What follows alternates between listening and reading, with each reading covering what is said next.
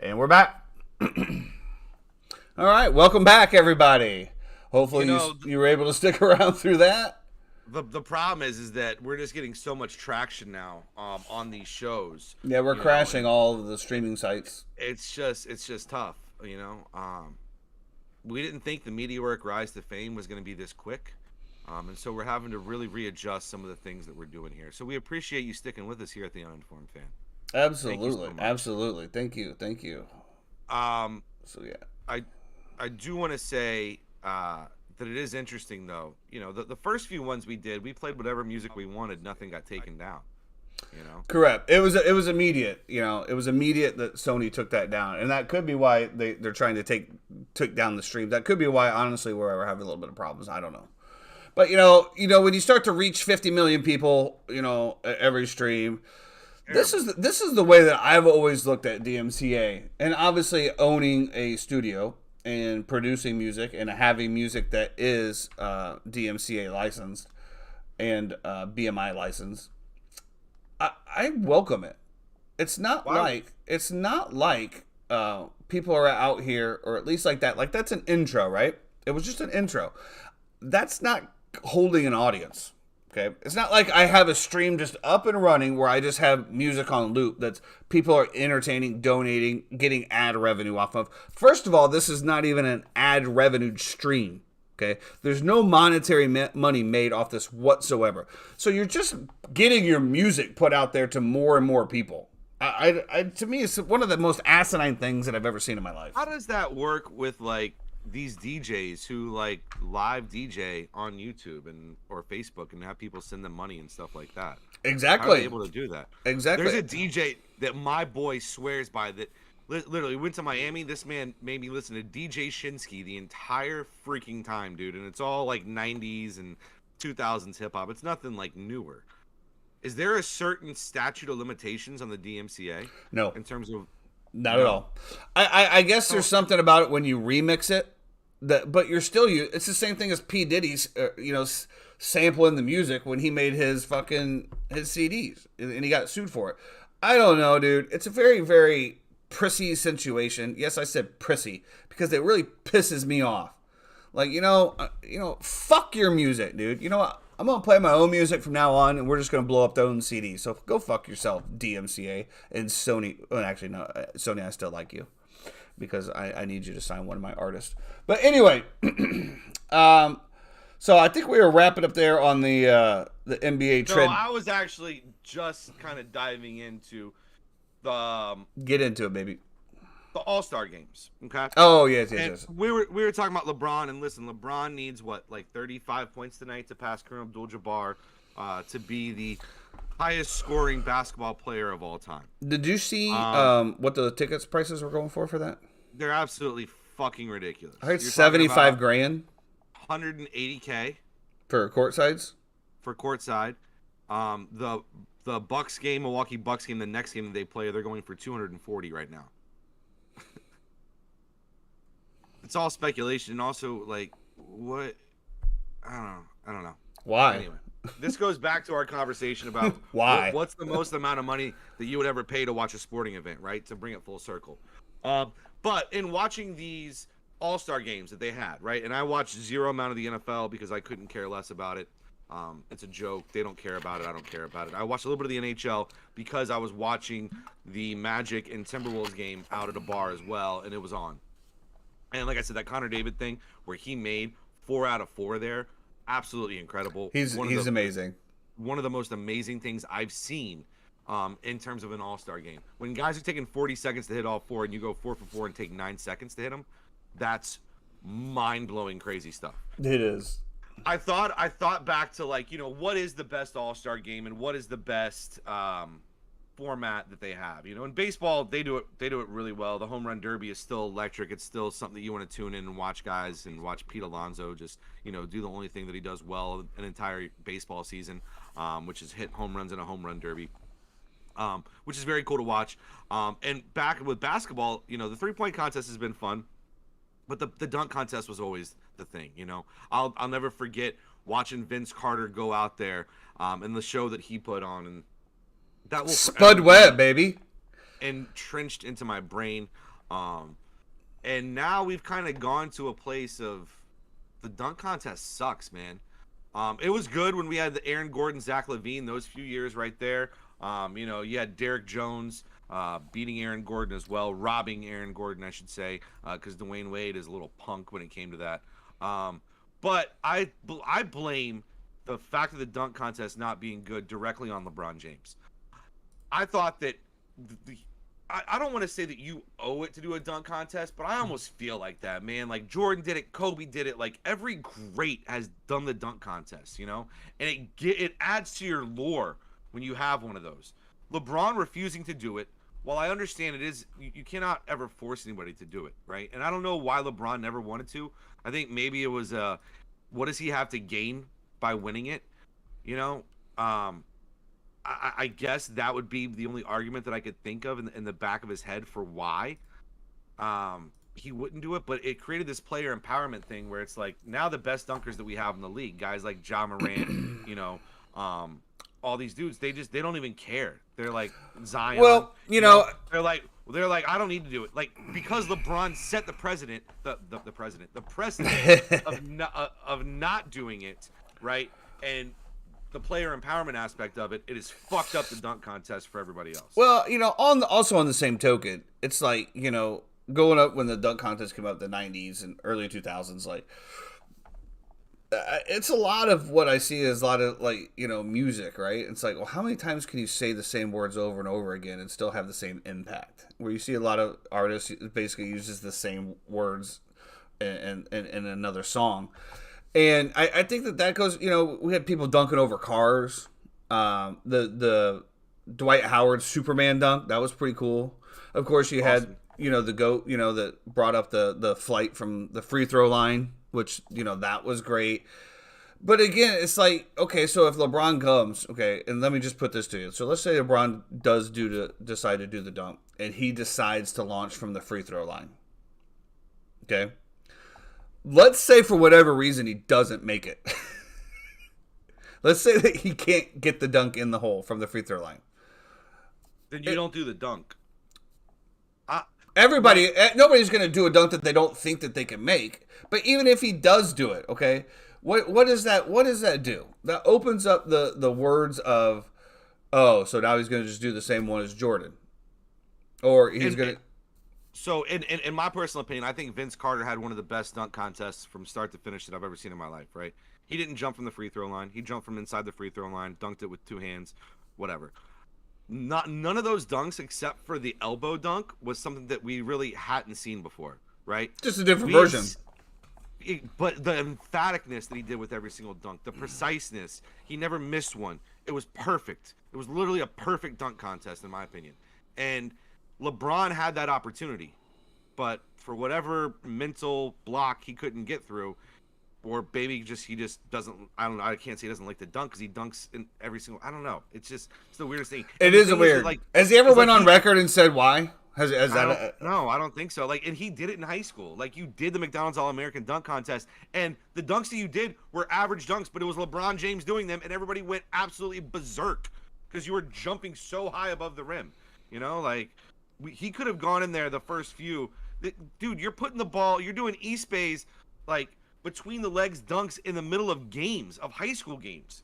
And you didn't come out and compete in the dunk contest in the NBA? That's just something that pisses me off that I'll never get over, man. But I digress. That's your GOAT. No, my GOAT. That's your GOAT. Well, it looks like we're still having a lot of internet issues over here in O-Town. But we're going to power through here. It looks like we've got it somewhat stable. So we do apologize for the internet issues. I don't apologize for shit because it has nothing to do with me. It doesn't. TRL business time. Well, actually, it has to do with Spectrum. Spectrum, God. Garbage. Did I just... Garbage. The fact that you can move into a community and have zero options on your internet selection, to me, is just mind-boggling. Then the fact that they offer 1,000 down and 35 up, to me, is also mind-boggling. But they advertise it as fiber and charge me $135 a month for it. Very nice, yes. Fuck me in the ass, yes. No. Yeah, I don't understand why I'm paying so much. I'm paying like $20 for cable and internet. Let's finish out on a little bit of NFL stuff here. We're going to touch a little bit like you talked about the Pro Bowl. And then on Friday, we're going to have our Super Bowl spectacular rundown. We're going to break it all down, give you all the ins and outs, maybe little player props, little team totals. You never know what's going to happen on the Uninformed Fan. So the Pro Bowl, to me, I'm 100% on record. It should just be scrapped. Yeah, get rid of it. There's nothing good that's going to come out. There's just nothing good that's coming out of it. Just make it an entire, instead of a Pro Bowl, have an immersive fan experience. That's it. One of the most immersive, have VR everywhere. I don't know. This is just dumb. It's nobody. Flag football on a 50-yard field. That was the idea this year. Yeah, we're just going to play backyard football, and that's exactly what it felt like. You know, I was like, I remember playing this on my friend Eric White's side yard. Oh yeah, go deep. Just go deep. I did see somebody tweet. They were like, "Wouldn't it be interesting though if like the Bucks actually reached out to Peyton Manning to be like, hey, you want to be the OC?" I don't know if it's just on paper, whatever topical solutions, but the man seems like a football genius. I mean, yeah. And he's got that big ass head too, bro. You know, there's a lot of information. Bro, you could park 3 cars on his forehead. Easily. Crazy. But I think that him and Eli were trying to buy into the Broncos, weren't they? They were trying to buy into a team. The Broncos got sold. Yeah, I don't know. But anyway, the Pro Bowl is just garbage. You know, speaking of garbage, I happened to catch Antonio Brown's Instagram about how James Harrison gave him CTE because he headbutted him. Obviously just stone out of his mind. You know, that I don't even know what to say about. I don't feel sorry for him because he's a multimillionaire. He can still do whatever he wants to do. But I feel like he just continues to put these posts out to stay relevant, and that's really. I feel like that post maybe I don't know. I'm just speculating, and I hate speculating about people, but I just feel like maybe that was one of those posts where he's like stoned out of his mind, home alone. Is like, you know, I kind of feel like I need some attention. Let's go on live Instagram and let's fucking do some stupid shit. He said James Harrison had an illegal helmet for 20 years that he used for 20 years. Yeah. Did you see James Harrison's reaction? I did not. It was comedic gold. Oh. He put out a tweet and he said, "Me waking up to 150 text messages at 5 a.m. And then seeing what it's about." And you know that GIF of Idris Elba eating wings, where he like eats one of the wings on. Yeah, you sent that on the group chat. Yeah. And then he starts coughing. Yeah, dude, I was dying because you know James Harrison is a very tough dude and like still bruiser. Like still to this day works out like he's playing in the league, which is crazy to me. I mean, I guess there's once you get into that and you're in it that much, it just stays. And it's like I feel like it might be worse off for people like that to stop. You know what I mean? Like it's an addiction, and different stuff like that might set in a little bit heavier. I don't know. I always have that. Depends on if you were on the juice or not. Yeah, I guess. Tiger. But anyway, I thought. What? You heard it. What'd you say? You heard me. Tiger. I'm gonna gloss over that. You don't need to. What? Anyway, so that was a great response by James Harrison. So funny because we're all pretty sure that he got CTE from Vontaze Burfict, right, against the Bengals, and I'm pretty sure Antonio Brown was born with CTE. Oh no! Somebody said they were like, "Oh, did that say?" Because he said that the CTE is what makes him aggressive, right? And it's like that's why I'm so angry. Somebody said this man had CTE in middle school. Yeah. Oh man, dude. So do you see the Sean Payton press conference that he came in and they asked him about Russell Wilson? I guess last year Russell Wilson had his own coach in the building, his own personal coach. That probably was a chakra doctor. I don't know what it to is, get his bro. auras right. Russell Wilson's a weird dude. But I will not suck tonight. His own Broncos country. Let's ride. He had his own personal coach in the building, and Sean Payton's like, I've never heard of that before in my life, and that will not be tolerated here whatsoever. So already starting off on the right foot out there in Denver. I'm sure it's going to work out very well. Bro, I feel like Russell Wilson went to like a Jared Leto retreat where like he was out there for like 8 weeks and like remember when Jared Leto came back and he's like, "What's COVID? I've been out." I feel like Russell Wilson went out there, man, and I feel like he like separated his soul from his body, and like it never really got reattached. Right? It's just like, but he's always been that guy, right? Like he's like his entire life he's been that guy. You know? I don't know, dude. Justice asks, y'all seen Andrew Luck after he retired? No gym life at all. Yeah, that dude went to a. We're not that dude went from Andrew Luck and James Harrison. That dude went from a D battery to a AAA. Just to kind of cap off, obviously, I'll tell you what I'm really fucking tired of, Jeffrey. I'm tired of reporters. Now, oh God.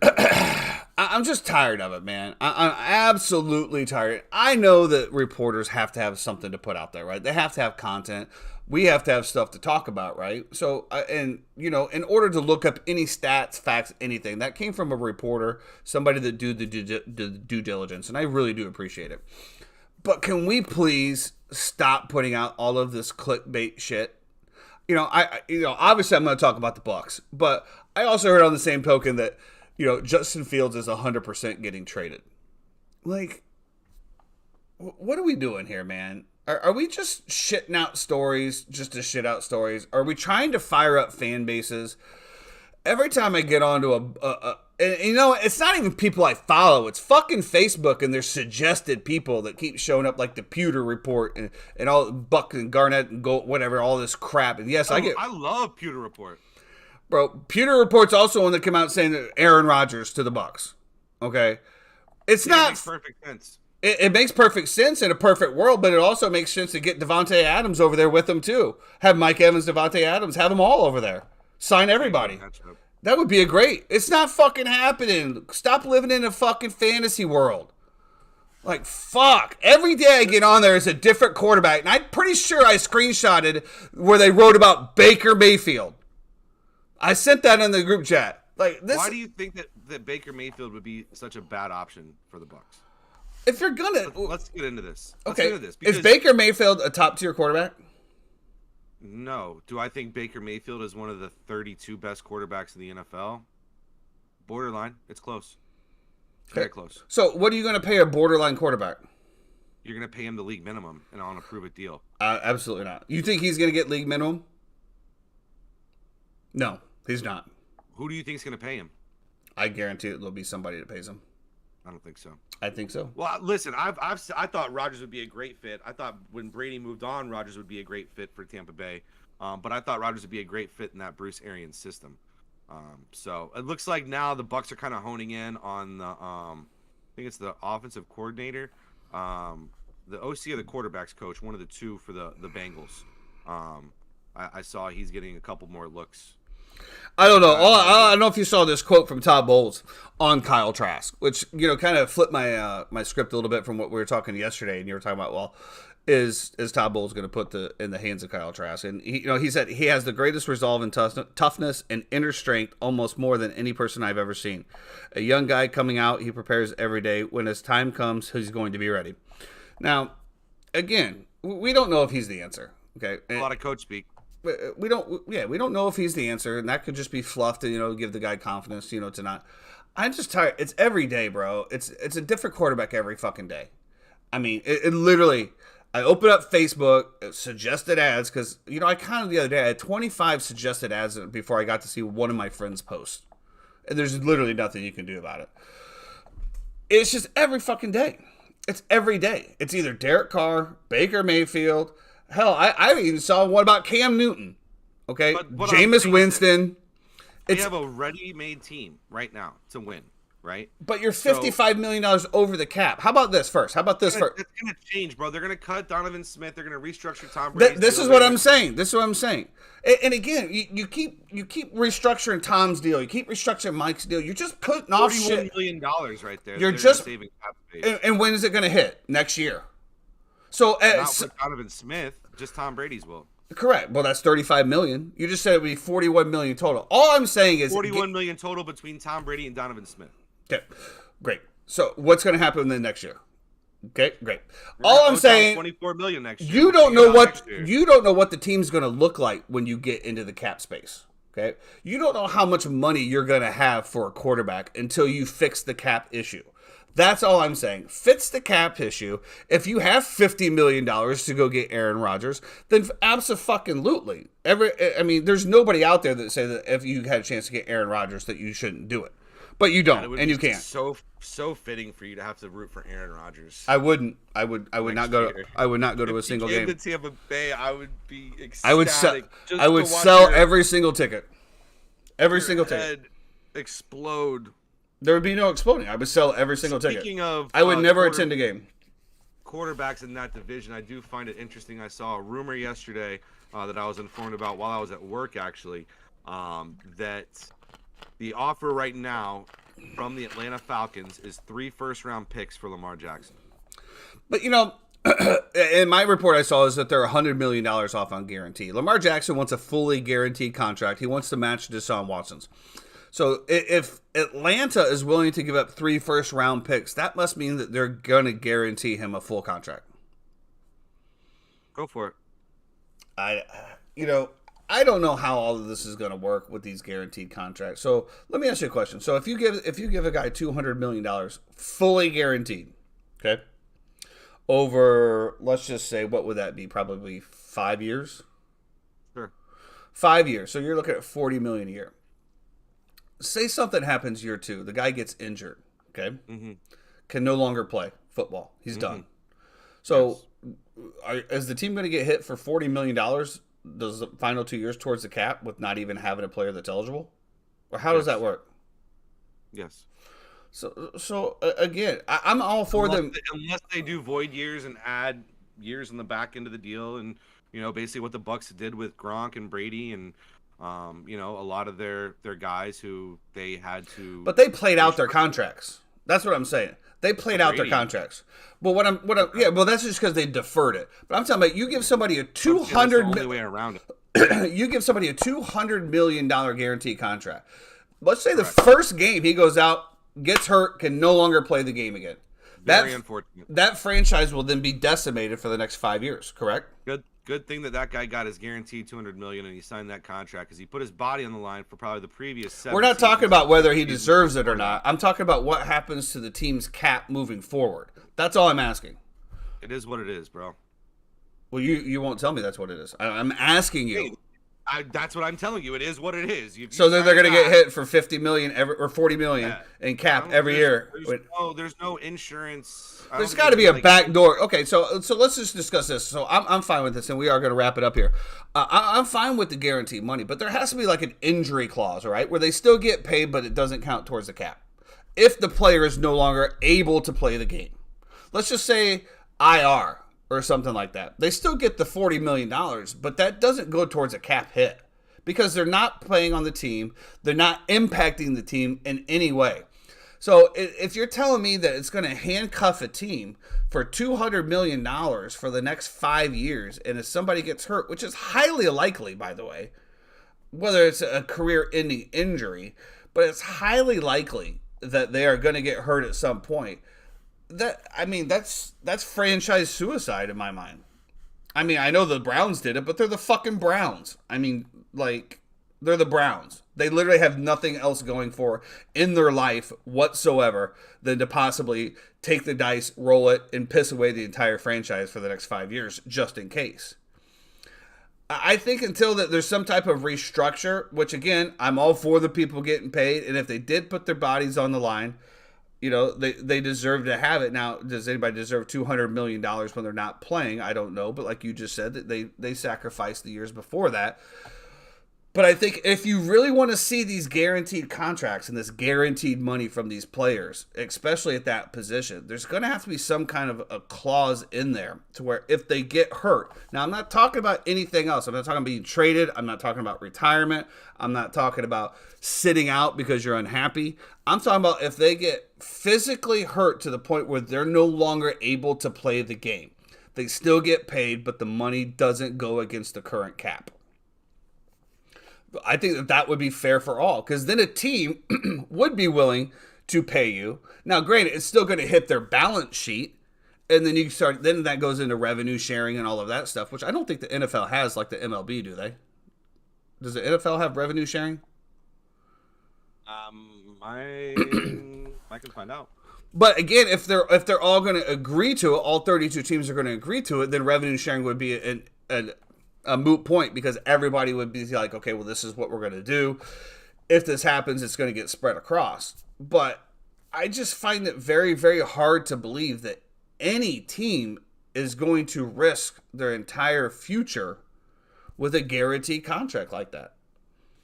So, they do have revenue sharing. The NFL, National Football League franchises saw their national revenue share for the 2021 season increase by more than 12% year over year, with the league distributing $347.3 million to each of its teams. Right. So that's what I'm saying. There's money there to pay it out. Okay. So that's my only thing. I'm fine for the players getting paid, guaranteed contracts, all of that stuff. But if somebody gets hurt, you're not okay with it. I could care less. You just said you're not. You just said you're not okay with it. Well, I'm not okay with the fact. I'm not okay with the fact of if a player gets hurt and is unable to play, or gets knocked out for their season, aka concussion protocols, and still has 3 years left on the contract at $40 million a pop. That team is not going to be able to put together a team to compete. Why do you think Lamar Jackson wants a guaranteed deal? Well, he wants guaranteed money in case he gets hurt. I don't think you're understanding my point. I'm still saying the point should be that they still get paid, but it can't go against the cap if a player is unable to play. Now, I'm not talking about torn MCL out for a year. I'm not talking about that. I'm talking about if they are no longer able to play the game. Like, say Tua gets another huge concussion next year. Doctors say, bro, you cannot play anymore. So let's just say he had a 5-year 400. Just say 5-year 500. So that's a lot of easy math there. So you're saying that team now should be handcuffed for the cap because they did the right thing. They gave him a guaranteed contract because that's what everybody wants, right? Everybody wants guaranteed money.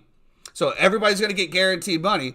But if they get hurt, then the team's like, well, guess you're not competing for the next 4 years or 3 years or 2 years because you got $40 million or $50 million on the line for the cap. That I don't see how a Moneyball team is going to be able to accommodate that.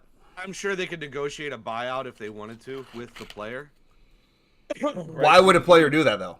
If a player's guaranteed money, you're guaranteed to get it. That would be like winning the Powerball for $1 billion, right?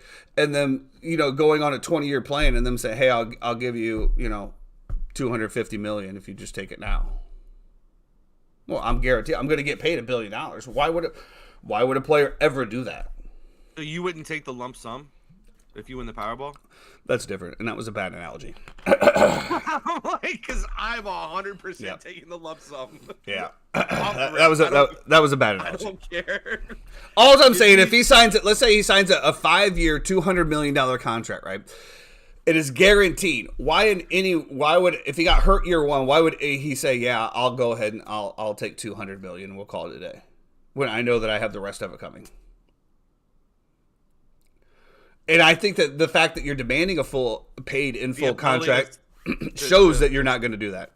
Sign or do something else. You know what I mean? Like, what if he wanted to go into broadcasting and it was in his contract that, there was no media that he could make money off of.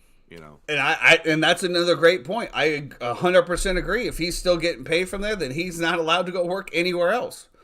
I agree with JC. JC just texted me and said, "Fuck the team. They have decades to recover that loss." And he also said we need a call-in show because he wants to call in right now. Chime in on this. Well, we will have call-in on Discord. So if you guys want to make sure that you download Discords. Shout out to JC, my dog.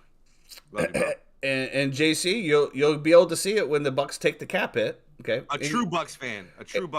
And you're also talking about, again, I don't care about them paying it out. All I'm saying is it shouldn't go against the cap and the future to be able to put a team on the field to compete.